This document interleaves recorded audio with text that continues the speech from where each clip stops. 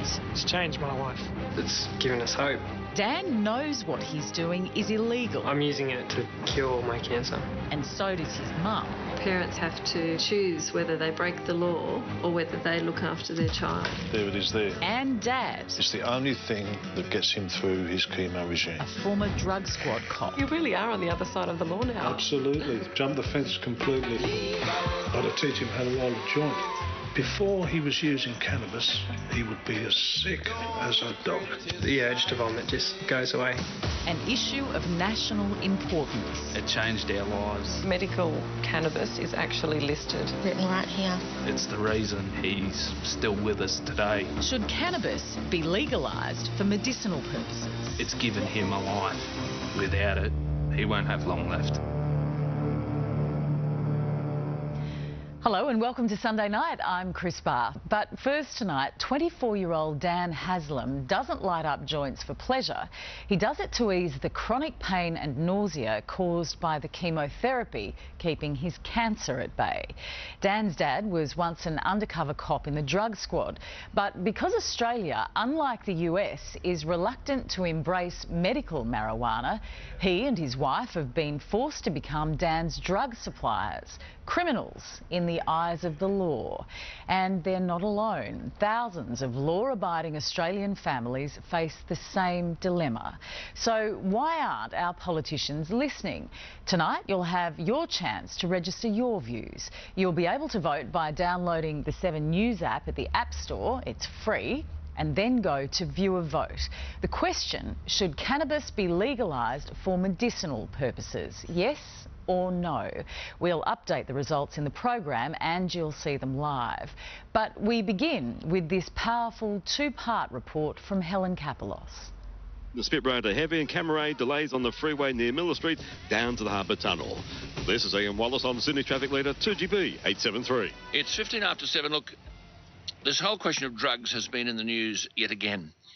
All of this brings me to the story of the Haslam family, and Mum Lucy is sitting here with me with her son Daniel.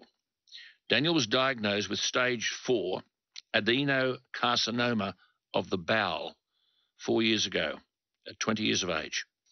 Now Mum is here along with Dan because here it's clear is cannabis or cannabis oil as a treatment for advanced cancer.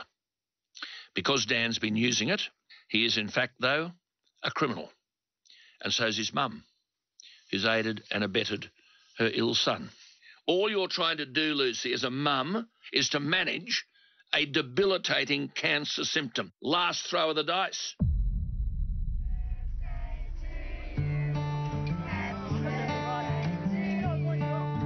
Dan Haslam is the youngest son in a family of 3 boys. He grew up in Tamworth in country New South Wales, where he still lives. Bright, boisterous, cheeky and full of life. He's always got 100 ideas going on in his head. Plays the sax, plays the guitar, plays the piano. Racing with the rising tide to my father's door. When he left school, Dan went to uni to study sports science. In his first year, in his first class, he met Elise. Never wanted from another man. What was it that first attracted you about him? I think he wooed me with his musical ability. He pulled out the guitar one night and I was like, oh, this guy's a bit fancy. I don't know, I just wanted to be around her and saw her more and more and thought, I want to marry that girl. So I did. They married a year ago. The best wedding I've ever been to. Me too. But Dan has been living with cancer longer than that. Can you take us back to the day of diagnosis? You were only 20. Yeah. So, I was in Sydney for a festival and a friend called me. The doctor said he might have bowel cancer because he noticed a bit of blood, and I'd noticed a bit of blood. So I thought, oh, sugar, what am I doing? So I've organised a colonoscopy. Say, 10 Daddy. Lucy, his mum, was once a nurse at the local hospital. She dropped him off for what they thought would be a routine appointment. Anyway, I had it, thought I'm just being absolutely stupid. And then, yeah, the doctor just said we've found a large bowel tumour. I got a call from Dan, very distressed, saying, "Mum, can you please come straight away? I've got cancer." Yeah, just went into that horrible dark hole where you just don't know what to do next. And pretty much that day changed everything. Dan had radical surgery, removing much of his bowel and liver. Doctors thought they'd got the cancer, but a year later, a routine scan reveals it had returned with a vengeance. Dan had over 40 tumours in his liver. Dan was told it was inoperable and that the cancer was terminal. To prolong his life, his only option was chemotherapy, but the side effects would be brutal.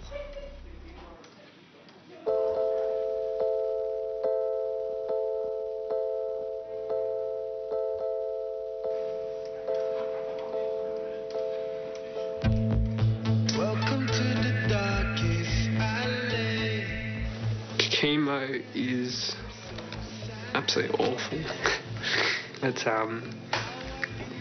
It's poison. You get poison, it just goes straight into your heart. After about 5 hours up at the clinic, just the heavy stuff, they put on a little pump and I take that home for the next 2 nights. How are you standing? The hunger's gonna feed you action. His routine post-chemotherapy was to lie still and quiet in a dark hospital room for a couple of days, having only IV fluids. This became the only way. He would leave the clinic on the Wednesday. He would be as sick as a dog. He wouldn't eat for 5 days. He would lose weight. His condition would just fall away. This is no good for a cancer patient. This is a terrible story, but it could be a good one.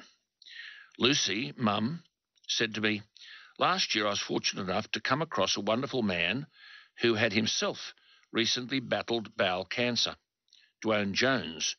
Dwayne suggested Dan try some cannabis as a way of managing his nausea and his poor appetite." When you first came across the concept, do you remember how you initially felt about the idea of having medical marijuana? I'm going to be really honest with you. When you have cancer and you're going through chemo and radiation, the only thing you're thinking about is living. 1, 2. Dwayne, whose bowel cancer is in remission, runs the local gym, where he's Dan's personal trainer. Do you recall the conversation with her? Lucy? Yeah, I do. I do. What did you say to her? I said, I think this could possibly help him. And then Lucy told me one night, this is the game plan. So I said, go for it.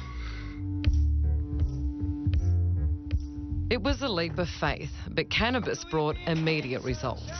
The nausea and vomiting caused by chemo stopped. Dan's appetite returned. His routine after hospital now is to go home, roll up, light up and smoke a joint. So, Dan, since you've used the cannabis, is it right to say you've had minimal or no side effects? I still get the side effects. Yeah. I still get the ulcers and the upset belly, but I'm not sick. I don't burn my throat. I don't lose weight. I don't spend days in hospital. So it's changed my life massively. Were you stunned at the difference? Oh, I couldn't believe it. It was sensational, wasn't it? Mm-hmm. He has his pump on the Wednesday. He comes out from the clinic and he goes and has a smoke and he has something to eat. And then the Thursday he eats and he comes out with us on the Friday evening and has a beer. I had steak and eggs with him 3 weeks ago after his chemo session. This was unheard of before.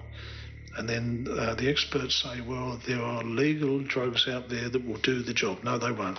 He's tried everything. Did you have to get your head around it? Oh, absolutely. I think the first time I ever tried to smoke, when I finally thought I'd give it a go, I ended up lighting my moustache on fire. I just cough, I splutter, I make everything about it just look so uncool. Yeah, it's a big learning curve. And Lou, did you have to get your head around breaking the law? No, I had to teach him how to roll a joint. And how did you know from your background? I was in the undercover police for a while, wasn't I? Not that I ever smoked. In the 70s, Lou, who remains fiercely anti-drugs for recreational use, was a senior undercover officer in the New South Wales drug squad. His old foes, some of the dealers he used to lock up, are now helping him source cannabis for his sick son. And along the way, they've taught Lou a whole new lingo. We call it laundry and washing and ironing. Fantastic. I've got some washing for you. Oh, goodness me. I forget what it is. I have this code. I say, Lewis, what's washing? Oh, yes, this. Washing is the leaf. Ironing is a plant. No, what was the plant? So you really are on the other side of the law now. Absolutely. Jumped the fence completely. There it is there. Now, isn't that pathetic? They're the remnants. They are. That is a harvested cannabis plant. And this is your first and only attempt at growing a pot plant, so to speak. That is correct. It's a big turnaround for Dad, who's obviously spent his whole career locking up people for growing it. What are you planning to do with it now? I'll give that to Daniel and see what he can do with it. Did that feel symbolic to you, that gesture by him? Well, just the fact that he was growing this tiny little pitiful plant, it just showed how much he's actually changed on this and just what he'd do anything for me. Dan doesn't just smoke marijuana, he also takes cannabis oil, which he believes, as do many others, is more effective for his well-being. But sourcing it is difficult. It's forced his law-abiding parents to engage in criminal acts. Can you reveal how you're obtaining it? No, I can't, and I won't. And the reason is because Daniel needs it. He needs it to get through his chemo regime. What worries you the most about telling us how you're if I were to reveal to you where we were, how and where we were obtaining the oil, then there would be a chance that it would stop. Not today. It's just another part of this whole crazy saga. It's frustrating. It's, it's a criminal act. You've got to look worldwide to try and find it. It's not easy. It's stressful. It's expensive. It's Cloak and Dagger, an underground network in conservative Tamworth. Family and friends have rallied around to help Dan receive the supplies he needs. Just thought I'd better call in and see if the mail's been. No, nothing yet. Okay. I'll keep going. Bye. Okay. Love you. Hello? Oh, hi, Mum. It's just me. Just wondering, has the postie been today? Yes, he has. Is there anything for me? No. Oh, OK. I'll come back tomorrow. You got no guidance. You've also got to go to street corner. That's right. Whisper behind your hand. Who's selling some of this stuff? And I have to make the oil myself, which isn't, it's not the most accurate, in the back shed with a rice cooker and some big syringes from the pharmacy.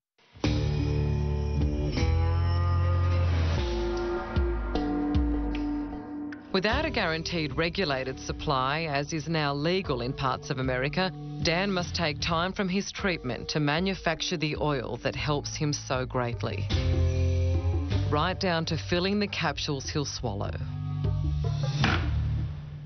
Why are we put in this position? We should be able to just go to the doctor, get a script, go to the pharmacy, have something prescribed legally for him, which is, you know, a controlled product. Dan could be being looked after and nurtured by his health system instead of being made a criminal. Because hope is so important when you've been given a title of terminal, which up until now we've never used that term. When you're given that, you need hope, you need...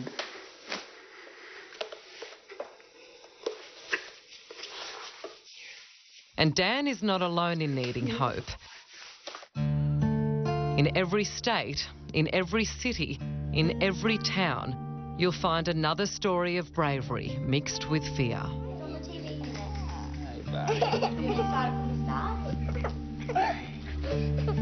How are you feeling about the supply situation? Petrified. Without it, Cooper won't last. He won't have long left. Without it, he will eventually die. What's going on? What are you doing? You're on a laugh, don't you? Cooper is 3.5 years old, the son of Rhett and Cassie, who live in outer Melbourne. When he was born, he was perfectly normal. But at 1 month old, he contracted meningitis, leaving him with severe epilepsy and cerebral palsy. We're told that he would never walk, never talk, never sit, never do any of those childhood things. You know, you go from having a baby to having these dreams about that child and what you can do with them. And it's just been ripped away. Sorry. Cooper continued to deteriorate. He struggled to eat. His little body was racked by epileptic fits. He really started to decline, and we started to feel that he was reaching the end. That was our turning point where we had to try something. You know, these medications aren't working. And we didn't feel like we had many other options and that we had nothing to lose. It wasn't an easy decision. Both Cassie and Rhett are fiercely anti-drugs. But after months of research, they became convinced that cannabis oil added to Cooper's milk was worth trying. And within 15 minutes of his first dose, we sort of looked at each other thinking, are we imagining this? Because he started looking at things and giggling, and we were just like, is this for real? And then it just continued to improve from there. It was one of the most touching moments in our lives. It was like seeing your child walk for the first time. For now, Cassie and Rhett have a regular supply mailed to them from Nimbin in northern New South Wales. But their supplier is up on charges for growing cannabis. Our main concern now is what happens if we can't access this anymore. Has it been difficult for you to speak out about this? Yes. Yeah, just the unknown. Are we going to get a phone call tomorrow from the police and things like that? You don't know any day what could happen. I'm not hurting anyone. I'm trying to cure my cancer. So the New South Wales government, Gillian Skinner... Now is the time to broaden our thinking. She's completely disregarded the recommendations. And then she told him that smoking cannabis would give him lung cancer.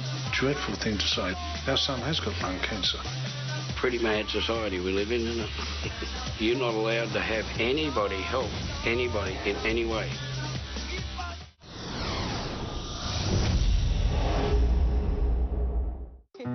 Across Australia, there are thousands of law-abiding families forced to become criminals to get a regular supply of medical marijuana to help their loved ones. How many do you turn away on a weekly basis? 100, 150. Are you able to help everyone that comes to you? No. No, I have a waiting list of 10,000 people. 10,000? Maybe more. Tony Bauer lives in Kempsey on the New South Wales North Coast, a part of the world where marijuana has long been a part of the community. Have you ever grown any marijuana for recreational purposes? Years ago, yeah. Yeah, I was a commercial grower. And, I was on the other side of the law. Some people say I still am, but... These days, Tony cultivates and harvests marijuana plants to manufacture cannabis oil for medical use. Some customers make donations. Some customers he supplies for free. In any case, Tony says he's not in it for the money. A search warrant has been issued for these premises. But that hasn't stopped continuing police raids and confiscation of his crops. Is there any further you want to say about these cannabis plants here? Well, they're people, mate. You know, all these plants represent people that I help.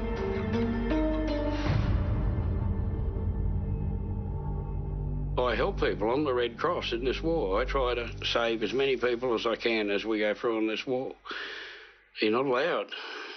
I'm not allowed to do it. You're not allowed to have anybody help anybody in any way. Pretty mad society we live in, isn't it? We'll change it. What is government for? They're pretty good when you don't want them, and when you want them, they're useless. At the very least, they should decriminalise use of this drug for the terminally ill. Unlike America, there seems to be little willingness among Australian politicians to change the law to help the sick. In New South Wales, for instance, a recent parliamentary inquiry recommended that terminally ill patients be allowed to possess a small amount of marijuana for medical purposes. It was rejected outright by New South Wales Health Minister Gillian Skinner. She's completely disregarded the recommendations and put the issue on a back burner. Yeah. So your life, Daniel, is on a back burner. Yeah. To the government of New South Wales. It's just been trivialised, pretty much. Really, it's time to look forward and it's time to think boldly. Mrs. Skinner likes to talk about compassionate solutions. Now is the time to broaden our thinking, to evolve by harnessing new ideas and new technologies, to strive to deliver the right care in the right place at the right time. But when she went to Tamworth recently to visit the hospital cancer clinic, Dan Haslam, who got off his sickbed to try and meet her, got a less than warm reception. I was pretty out of sorts. I'd just finished chemo and I was pretty heavily doped up. And I happened to have a letter print out of my story and our petition and everything. So I just went up and introduced myself, and I don't think she was too happy to see me. She was a bit taken back. She was pretty rude though. Gillian Skinner declined to be interviewed by Sunday Night. She provided this statement instead. While in Tamworth in April, I met with Daniel Haslam and his family. I listened to Daniel's story and gave him my sympathy and support. I explained New South Wales health concerns about cannabis usage and the health side effects. She listened to what he had to say, and he told her that he was using the cannabis to manage his nausea and his vomiting. And then she told him that smoking cannabis would give him lung cancer.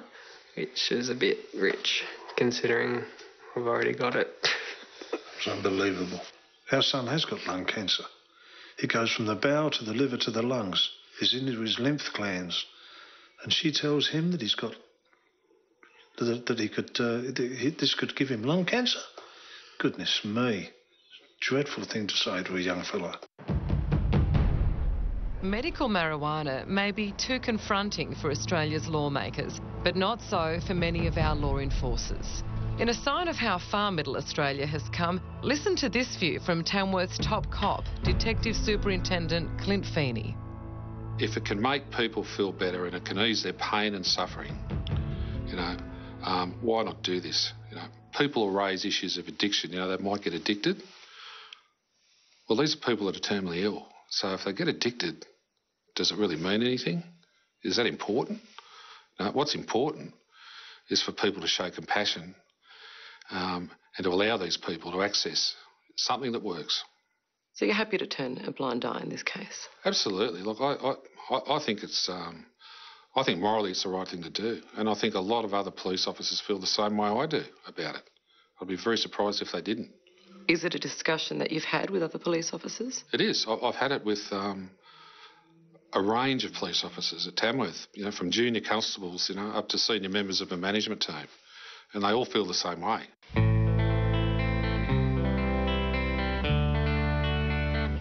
We shouldn't have to force people that are terminally ill to move around in the shadows to try to find some drugs, to ease their pain. We shouldn't be doing that, not if we care about people. We've got so much faith in what we're doing, and the people that are supporting us have got faith in us as well, so... I got an email a couple of days ago about an Australian woman who moved to America because her young boy's got a brain tumour, and they've ended up on the oil, and his tumour's halved in size. How do you feel when you hear stories like that? Like, I know I don't have a brain tumour, but still, it's hope. Yeah, that's enough faith for us. That's enough evidence for us to just give it all we've got. Yeah. Dan Haslam may be frail, but he has more fight than anyone I have ever met. And he wants Australia's politicians, like the New South Wales Premier, to listen and act.